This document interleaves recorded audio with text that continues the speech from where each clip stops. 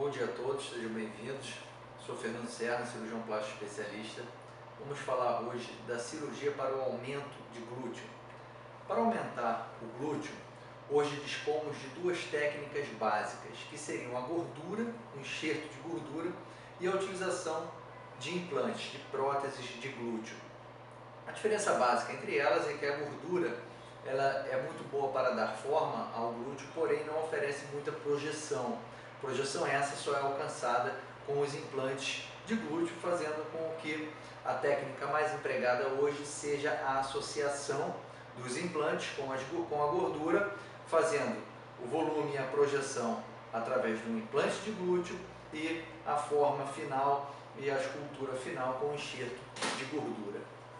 Para aumentar o glúteo, nós dispomos de dois tipos diferentes de implantes de glúteo. Primeiro, o implante de base redonda, que é reservado àquelas mulheres que são muito pequenas, de baixa estatura, com o glúteo em dimensões semelhantes, tanto no comprimento quanto na largura da nádega. Isso é uma exceção. A maior parte das mulheres possui uma nádega alongada, mais comprida do que larga.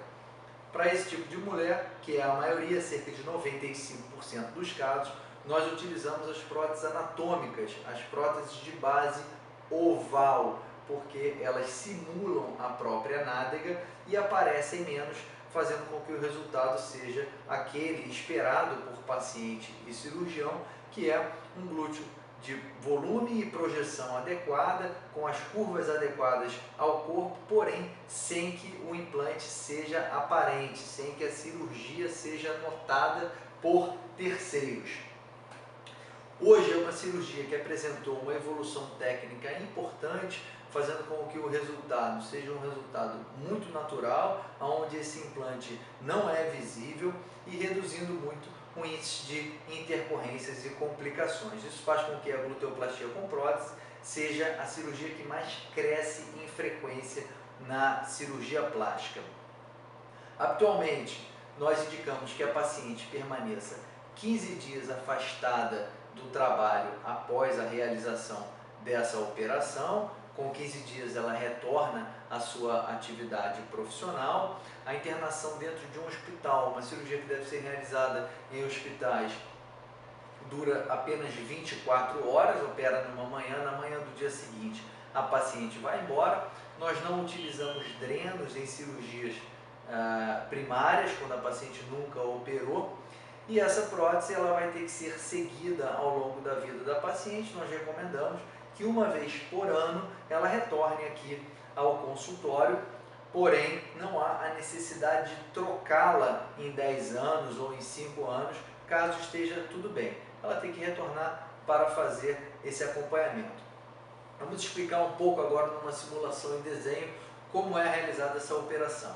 Vamos explicar um pouco como que é realizada essa operação. Então, a cicatriz ela é localizada na região interglútea, no sulco entre uma nádega e outra, de maneira que ela fique praticamente imperceptível depois da recuperação do paciente. Esse implante ele é então introduzido por uma pequena abertura dentro do músculo glúteo máximo, é o músculo mais grosso que existe no corpo humano, e ele vai ficar então na mesma direção do músculo, desta forma.